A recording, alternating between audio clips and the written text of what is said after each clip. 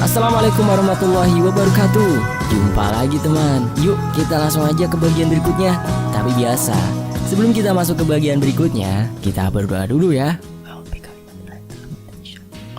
Bismillahirrahmanirrahim. Allahumma sholli ala sayyidina Muhammad sallallahu alaihi wasallam. Oke teman-teman, kita masuk ke ceritanya.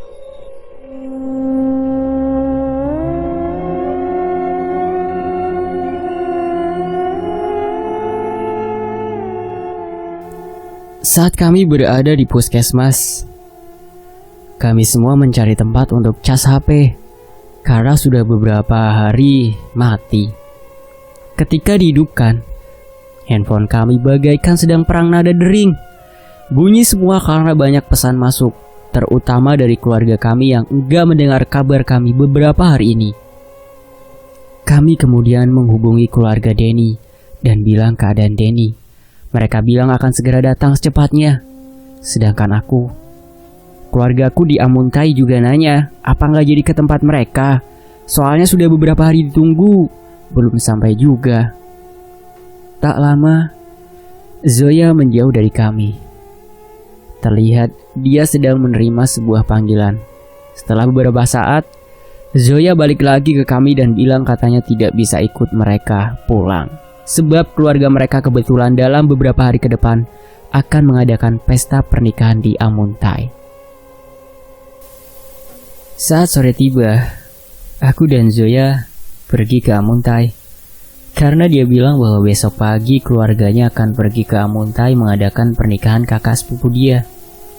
Dikarenakan dia tidak tahu di mana lokasi kakak sepupunya itu, maka aku ajak aja dia ke tempat keluargaku di Amuntai untuk menginap satu malam sambil dia nunggu keluarganya. Daripada nginap di penginapan kan, kasihan juga dia sendirian. Mending tidur di tempat keluarga aku. Sesampainya di Amuntai, kami meminta kang taksi untuk diantar di Candi Agung saja. Pas sampai di sana, kami melihat-lihat sekeliling. Tempatnya lumayan ramai hari itu. Padahal sudah sore. Ada yang foto-foto dan ada yang seperti mengadakan sebuah acara. Ada juga yang baca doa, dan aku yakin mereka yang baca doa itu pasti mengira bahwa lubang berkain kuning yang ada di sana adalah makam Pangeran Suryanata. Padahal bukan. Dikarenakan di situ sedang banyak orang baca doa, kami hanya masuk ke sebuah tempat yang bertuliskan pertapaan Suryanata. Di situ ada yang ajaib. Katanya, kalau kita menancapkan lidi di tumpukan kerikil yang bekas jadi tempat duduk beliau bertapa itu, apabila memanjang ya, itu artinya usaha atau kehidupan kita semakin bagus. Aku ngintip orang di situ ketika mereka menancapkan. Ada yang memanjang, ada juga yang tetap, bahkan ada yang bilang, kok jadi pendek? Kami masuk nunggu yang di dalam keluar. Saat kami masuk, kami dikasih lidi dan kami tancapkan ke dalam tumpukan kerikil. Awalnya saat dikasih itu, lidinya diukur sejengkal, baru ditancapkan. Sekitar 1 menit, pas dicabut dan diukur kembali. Lah, kok beneran memanjang? Aku sampai heran loh, kok bisa memanjang? Bahkan kelebihan lidinya ketika diukur itu sekitar setengah jari kelingking. Yang lebihannya itu dipatah dan kata penjaganya suruh disimpan. Katanya bisa dipakai sebagai jimat atau penglaris.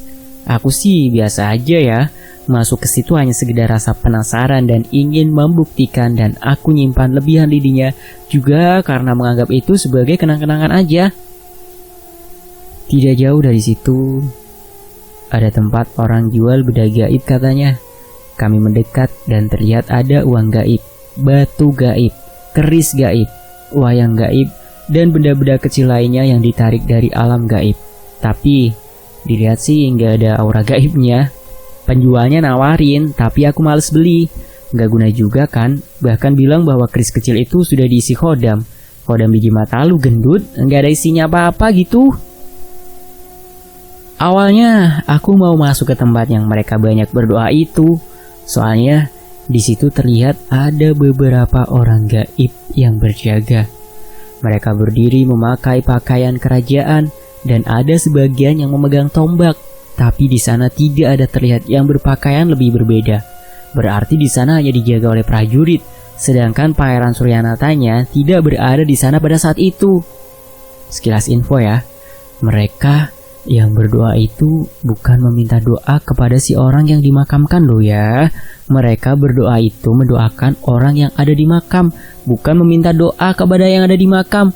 Meskipun itu sebenarnya bukan sebuah makam. Soalnya, banyak yang sinis lihat orang baca doa di kuburan. Itu ngapain sih berdoa sama kubur? Dasar penyembah kubur. Mereka itu mendoakan orang yang di dalam kubur ya, akhi, ukhti. Bukan berdoa meminta kepada kubur. Makanya kalau nggak tahu nggak usah bacot. Sorry nih ya, agak keras Mas Dian. Oke, kita lanjut. Aku ajak Zoya untuk ke tempat lain karena hari sudah agak sorean. Aku tertarik dengan pohon bambu. Di sana terlihat banyak orang menuliskan nama mereka di bambu yang sangat lebat dan rimbun. Di bawah rumpun pohon bambu itu ada sebuah sumur. Tulisannya Telaga Berdarah. Kalau nggak salah, lupa sih. Karena sudah lama, airnya agak keruh dan sebagian pengunjung mengambil air itu ke dalam botol. Katanya untuk disimpan dan diminum. Mungkin mengira itu air berkah. Pas aku mendekat untuk melihat airnya di dalam sumur, tiba-tiba seperti berburinik. Aduh, kira-kira apa ya bahasa Indonesianya ya? Burinik-burinik itu. Ya intinya seperti ada gelembung-gelembung keluar dari air. Persis seperti air yang mendidih ada gelembungnya. Dan ternyata Zoya juga melihatnya. Lihat itu, kata Zoya. Iya ya, aku juga lihat. Airnya merah. Jangan-jangan itu darah. Pantas disebut sumur berdarah. Tiba-tiba salah satu orang yang di bambu tadi mendekat karena mendengar kami berbincang soal sumur itu. Dia langsung bilang, Mana? Dia menatap ke dalam sumur dan bilang, air keruh kok dibilang darah. Aku sama Zoya cuma bisa bertatapa dan aku bilang, kami cuma menghayalkan sumur ini sesuai tulisannya. Dia kemudian berlalu pergi dari situ. Kemungkinan dia tidak bisa melihat apa yang kami lihat. Aku dan Zoya lalu ikut menulis nama di bambu itu. Aku mencari-cari kayu atau ranting di bawah pohon itu untuk bisa dipakai sebagai alat tulis, tapi tidak menemukan satupun yang bisa dipakai menulis. Sedangkan Zoya, karena ada dua orang cewek cowok pergi di sebelahnya Zoya dan mereka memberikan sebuah kayu kecil bekas mereka menulis.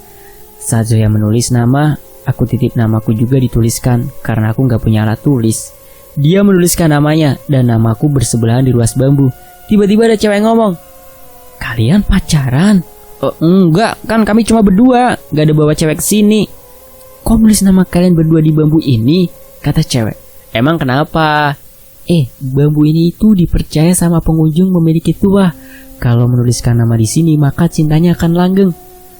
Hal aneh macam apa itu? Bambu bisa melanggengkan hubungan cinta? Zoya menimpali. Coba kamu lihat.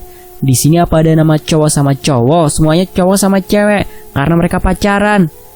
Dan aku lihat. Ternyata bener. Astaga, kenapa juga aku nggak kepikiran sampai ke sana? Awalnya aku kira yang nulis nama di situ cuma sebagai kenang-kenangan yang pernah berkunjung ke situ. Tapi aku menemukan ada nama cewek sama cewek. Wah, tapi ini namanya ada tuh cewek sama cewek, berarti mereka juga pacaran dong, kataku. Cewek itu beda, mereka mungkin sahabatan. Kemudian aku menimpali cewek itu. Emang salah ya kalau cowok dan cowok juga sahabatan? Terlihat aneh. Pernah gak lihat cowok dengan cowok gandengan tangan atau pelukan pas tidur atau bilang say atau beb? Gak pernah? Ya emang gak ada, itu cuma untuk cewek. Jadi kalau ada cewek dan cewek nulis nama di sini, berarti mereka sahabatan, bukan pacaran, kata cewek tersebut. Aku pikir-pikir, bener juga kata cewek itu. Aku langsung minta hapusin namaku dari bambu itu. Bukan karena aku percaya bahwa bambu itu bisa bikin hubungan cinta langgeng dan membuat kami jadi jatuh cinta. Tapi karena aku malu karena nama kami beda dari yang lain. Tapi Zoya menghalangiku dan bilang, gak usah, biar aja. Ngapain percaya tahyul gini? Dia malah melingkari nama kami di bambu itu dan bilang, ini sebagai tanda bahwa bambu ini cuma tahayul, kata Zoya. Setelah itu, Zoya langsung mengajakku untuk pergi dari situ. Padahal masih banyak tempat-tempat bersejarah lainnya. Hanya saja waktu tidak mendukung. Jadi mending kami pulang saja. Pas di gerbang, aku bertanya kepada salah satu petugas untuk bertanya tentang sumur tadi. Dia bilang bahwa sejarah sumur itu diberi nama Telaga Darah karena dulu ada Empu Madastana bunuh diri di situ. Aku lupa bagaimana cerita lengkapnya kenapa dia bunuh diri karena sudah lama. Tapi yang jelas, telaga itu bekas tempat Empu Madastana bunuh diri. Dan dia bilang kalau beruntung bisa melihat air itu berubah jadi darah. Aku memandang Zoya sambil tersenyum karena kami termasuk beruntung bisa menyaksikan fenomena itu. Dan aku kepikiran, untung saja aku nggak ikut ambil air itu. Seandainya aku ngambil air itu, di mana letak berkah dan tuahnya coba? Air darah dan bekas orang bunuh diri mah membawa sial itu. Saat di luar area candi, kami duduk sambil membeli pentol. Aku kirim SMS ke keluargaku untuk dijemput di Candi Agung. Tidak berapa lama, ada SMS bilang bahwa dia sudah sampai dan bertanya kami di mana. Aku bilang di dekat gerbang lagi makan pentol. Dia mendatangi kami dan ternyata dia cuma sendiri. Aku juga lupa kalau aku bawa teman. Akhirnya, satu motor bertiga. Dikarenakan tempatnya mepet, aku suruh Zoya bawa tasku dan aku duduk di tengah. Saat di perjalanan, dia peluk aku dengan erat karena katanya belakangnya berat seperti mau terjatuh ke belakang karena bawa 2 tas. Oh, so sweet. Awas ya kalau kalian mikir kayak gitu. Ini bukan kisah romantis dan bukan juga kisah maho. Ini kisah tentang pengalaman mistis. Jadi gak usah mikir aneh-aneh, atau kalian bakal aku datangin di mimpi, kata Zoya.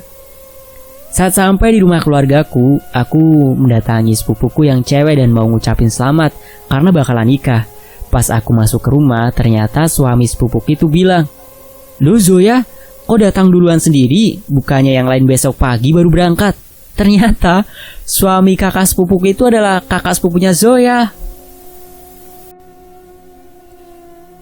Aku kesini rencana mau nginap tempat temanku, dan ternyata kamu nikah sama kakak sepupunya temanku, jawab Zoya. Kok bisa kebetulan gini ya? Kalian bisa berteman ini? Kenal dari mana? Di sekolah sepertinya aku belum pernah melihatnya, dan di rumah juga kayaknya nggak pernah ada dia berkunjung, tanya kakak sepupunya. Panjang ceritanya, intinya ternyata sekarang kita punya hubungan keluarga, jawab Zoya. Aku sebenarnya masih kurang percaya. Kok bisa? Sangat kebetulan gini, kakak sepupuku Maya nikah dengan kakak sepupunya Zoya, Alfian. Sekarang aku bisa lebih dekat sama Zoya dan bisa saling bertukar cerita tentang hal-hal gaib. Malam itu, aku tidur sekamar sama Zoya. Kami cerita banyak dan semuanya hanya cerita tentang hal-hal mistis. Namun malam itu kami mendapat kabar yang kurang enak. Zoya menerima SMS dari Sammy bahwa sore tadi Denny dinyatakan meninggal. Innalillahi wa inna ilaihi raji'un. Karena kondisinya sangat kritis.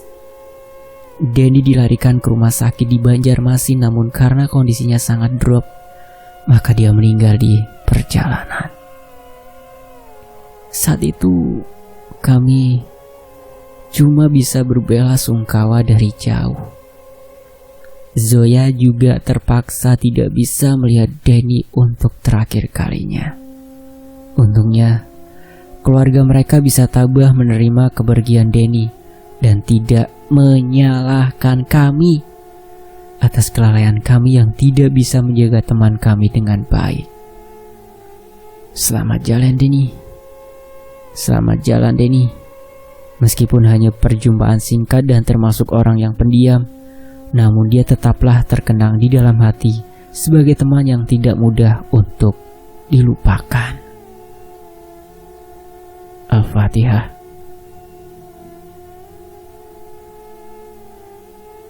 Beberapa hari kemudian, tibalah saatnya acara resepsi pernikahan. Keluargaku dan keluarga Zoya juga sudah datang, meskipun keluargaku tidak semuanya hadir. Maklumlah, karena faktor jarak yang tidak bisa untuk dibenturkan dengan pekerjaan dan kesibukan masing-masing. Seperti biasa, Kalau malam sebelum acara pernikahan itu biasanya ada anak muda ngumpul. Ada yang bantu-bantu mempersiapkan hiasan, dan ada pula yang hanya duduk-duduk di karaokean dan main domino, sekedar untuk merabaikan malam acara. Sudah menjadi adat dan kebiasaan bahwa biasanya malam itu akan banyak yang tidur di rumah pengantin, atau hanya sekedar tidur di tenda makan. Aku dan Zoya karena merasa kurang nyaman mendengar mereka di luar karaokean, kami keluar jalan-jalan dan di belakang rumah itu ada sawahnya. Tidak jauh jaraknya dari rumah. Aku ngajak Zoya untuk cari angin sambil memandangi langit yang penuh bintang. Aku cari-cari semak yang agak tebal rumputnya dan bersih. Lalu injak-injak. Lalu kami rebahan di situ berdua. Saat ngobrol kesana kemari, tiba-tiba terlihat di langit seperti lampu pesawat. Hanya saja sangat besar dan tidak berkedip. Zoya berkata, "Itu lampu pesawat apa bintang ya?" "Pesawat harusnya ada suaranya," kataku. "Masa bintang? Kok merah dan besar? Jangan-jangan meteor," kata Zoya. Aku dan Zoya langsung berdiri untuk memperjelas melihat benda langit itu. Takutnya meteor dan jatuh menimpa kami, lalu gosong. Kan gak lucu saat ditemukan dua mayat pria gosong di semak-semak sawah saat malam hari. Dikira orang kami nanti melakukan hal tak senonoh. Yang bikin aneh, cahaya merah tadi berputar-putar dan semakin mendekat ke arah kami. Kemudian cahaya tadi turun ke arah pohon nipah di pinggiran sawah. Kami mendekati. Siapa tahu itu batu petir gugur dari langit. Pas sudah deket, aduh, ternyata itu kuyang. Jancuk. Sungguh menjijikkan bentuknya. Dan ternyata yang menyala itu jeroannya. Astagfirullahaladzim, kami langsung lari dari situ tanpa peduli dia ngejar atau tidak. Saat tiba di pelataran belakang rumah, aku tengok ke belakang sudah tidak ada dia. Berarti dia tidak mengejar kami. Kami keluar menuju para anak muda yang ada di luar bermain kartu. Aku dan Zoya duduk di situ untuk melihat permainan mereka.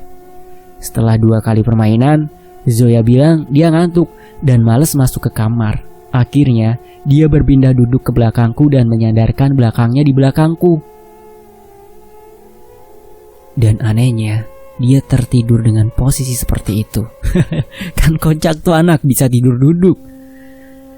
Keesokan harinya, saat pagi sudah mulai ramai para undangan berdatangan sekitar jam 6:30. Sedangkan aku waktu itu baru mau mandi. Zoya, dia sudah di luar bantu-bantu melayani tamu undangan. Pas di ruang belakang, sepertinya ibu-ibu lagi ribut. Aku hanya lewat, namun sempat mendengar bahwa kata salah satu perias pengantin, tatungkal atau piduduknya kurang. Tatungkal itu ya teman-teman ya, sejenis persiapan sesuatu seperti beras, kelapa, pandan, kopi, gula merah dan lain-lain. Aku nggak tahu itu gunanya apa, tapi biasanya kalau pengantin adat Banjar ada itunya. Meskipun tidak semuanya ya, yang jelas itu seperti sebuah penangkal aura negatif, tapi bukan dijadikan sesajen. Entah barang apa yang kurang saat itu, aku sih nggak peduli. Aku lanjut aja ke kamar mandi karena udah telat. Setelah mandi, aku keluar. Tentunya sudah berpakaian, nggak mungkin dari kamar mandi langsung keluar. Dan bantu-bantu melayani para tamu.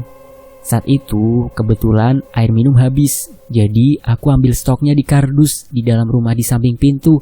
Dan aku melihat di situ ada rangkaian bunga terbuat dari daun kelapa dan pelepah pisang. Tapi ada dupanya menyala dan lombok ditusuk pakai lidi. Aku antar air tadi keluar dan aku susun di meja. Lalu aku bilang sama Zoya, apa yang aku lihat tadi. Zoya bilang itu yang naruhnya adalah para perias pengantin. Katanya itu penangkal hujan dan penangkal aura gaib. Mendengar itu dari Zoya, aku langsung balik dan aku ambil dupanya dan aku buang keluar. Sedangkan rangkaian bunganya aku letakkan di atas pintu sebagai hiasan yang menggantung. Ada-ada aja, masa benda kecil semacam itu bisa menangkal hujan? Kalau bawang dipakai sebagai penangkal penyakit, aku percaya itu berfungsi. Soalnya emang terbukti secara ilmiah bahwa bawang itu bisa menyerap bakteri di sekitar. Jadi, apabila sedang musim penyakit, baik penyakit wabah ataupun sekedar banyak orang terkena flu, jangan heran jika ada yang menggantung bawang di pintu, di sudut rumah, atau bahkan dikalungkan. Itu bukan hal mistis ya, tapi memang hal yang ilmiah kok. Bawangnya bawang putih apa bawang merah ya teman-teman ya? Komen dong. Oke, lanjut. Entah sudah berapa kali pengantinnya berganti pakaian, karena dalam adat Banjar biasanya pengantin itu ada beberapa warna pakaiannya yang harus dipakai pada saat acara nikahan.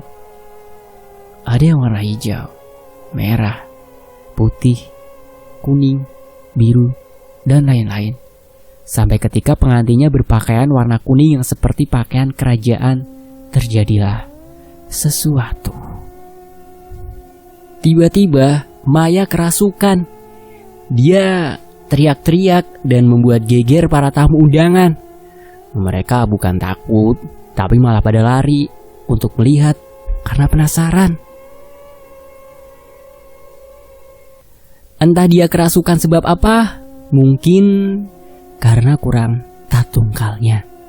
Atau bisa juga karena benda samping pintu itu aku hancurin.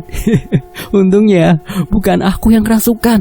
Kalau aku kerasukan, kan malu diliatin banyak orang.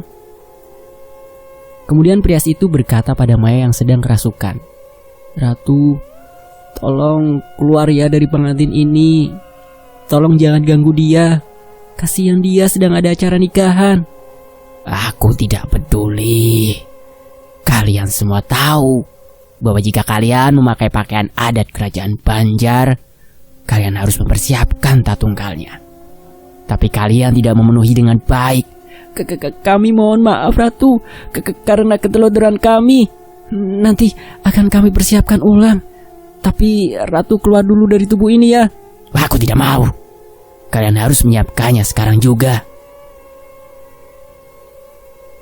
Prias tadi lari mendatangi prias lainnya. Sepertinya mereka sedang berunding.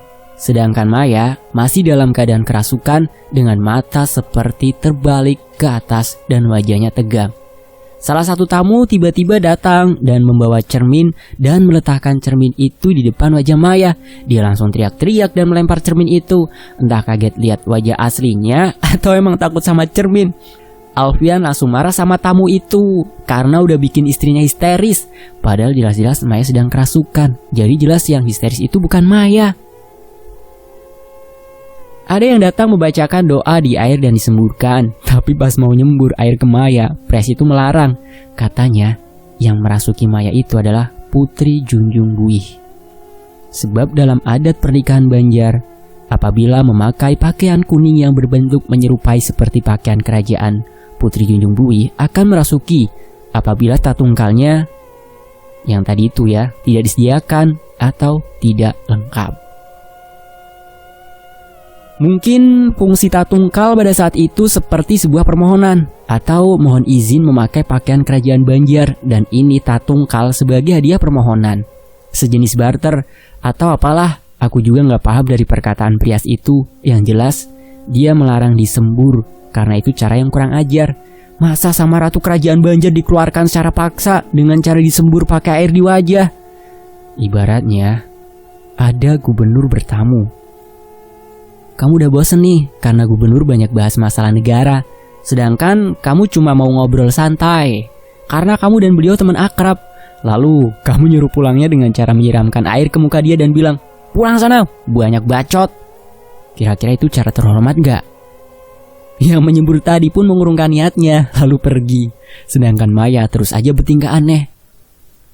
Aku yang tahu bahwa yang merasukinya itu bukan Putri Junjung Buih. Aku keluar menghampiri Zoya yang dari tadi tidak tahu kejadian itu. Sebab dia di belakang di dekat kolam bersama beberapa orang lain mencuci piring. Aku bawa aja Zoya ke depan untuk melihat kejadian itu. Oh iya, aku lupa cerita bahwa pengawal Zoya sudah datang. Entah kapan datangnya. Yang jelas pagi itu sudah ada mereka mengawal Zoya kembali. Hanya saja mereka berada di depan rumah di dekat gerbang. Silahkan masuk. Mungkin mereka tidak ingin mengganggu pengantin, soalnya kebiasaan bahwa orang yang dirias pengantin itu sensitif. Apabila ada makhluk gaib di dekatnya, akan mudah merasa dan bisa menyebabkan pingsan tiba-tiba. jika tidak tahan dengan auranya. Pengawal kali ini mereka hanya bertiga karena salah satu mereka sudah mati saat pertarungan di Meratus waktu itu. Innalillahi. Zoya mendekat ke situ dan menekan leher bagian bawah telinga Maya dengan jempol. Sesosok jin perempuan keluar dari tubuh Maya dan Mayanya pingsan. Zoya langsung mengejarnya keluar. Aku ikut mengejar Zoya. Dan di luar dia sudah tertangkap oleh pengawal Zoya. Ternyata hanya jin biasa yang berani menyamar dan mengaku-ngaku sebagai putri Junjung Buih untuk mengganggu para pengantin. Dua pengawal Zoya yang banyak tangan itu membawa si jin wanita dan menghilang. Sedangkan yang bersayap itu tinggal untuk tetap melindungi Zoya, sang pangeran muda mereka. Dia bilang, dua pengawal tadi akan menghadap ke kerajaan di Pamaton untuk menyerahkan jin wanita tadi untuk dihukum karena telah berani mengaku sebagai putri Junjung Buih, sang permaisuri dari Pangeran Suryanata. Aku dan Zoya kembali ke dalam dengan membawa air aqua gelas dan diserahkan kepada Alfian. Awalnya Alfian ingin meminumkannya kepada Maya, tapi karena Maya masih belum sadarkan diri, Zoya bilang air itu bukan untuk diminum, tapi untuk dipercikan ke wajah Maya supaya cepat sadarkan diri. Mungkin dia kira itu air doa, makanya mau diminumkan. Tidak lama, Maya sadar, dan Alfian membawanya ke kamar. Kami yang kebetulan masih ada di tengah kerumunan tiba-tiba jadi pusat perhatian. Pandangan mereka bukan ke aku, tapi ke Zoya. Mungkin mereka berpikir, ini anak siapa ya? Udah muda, ganteng, hebat pula. Sungguh pria idaman. Pria idaman bro, bukan idaman pria ya. Pembaca tweetku mulai kerasukan saga kayaknya nih. Begitu kata Zoya ya. Ya, mereka kembali ke tenda. Karena ada yang masih belum selesai makan, sedangkan yang sudah selesai makan, mereka pulang. Hari itu, acara pernikahan kembali lancar dan masih beberapa kali berganti pakaian sampai acaranya selesai sekitar jam 4 lebih. Setelah selesai acara, tenda-tenda makan juga sudah dipreteli dan sampahnya sudah dibereskan. Saat aku duduk-duduk bersama Zoya di pelataran depan rumah, ada seorang ibu datang meminta bantuan kepada Zoya. Dia bilang, "Bisa tolong anak saya kah? Dia kena santet dan sudah lebih seminggu tidak bisa makan, hanya diinfus." Kira-kira Zoya mau nggak ya bantuin ibu itu? Cari tahu di bagian berikutnya ya. Sampai di sini dulu teman-teman. Sampai jumpa di bagian berikutnya. Wassalamualaikum warahmatullahi wabarakatuh.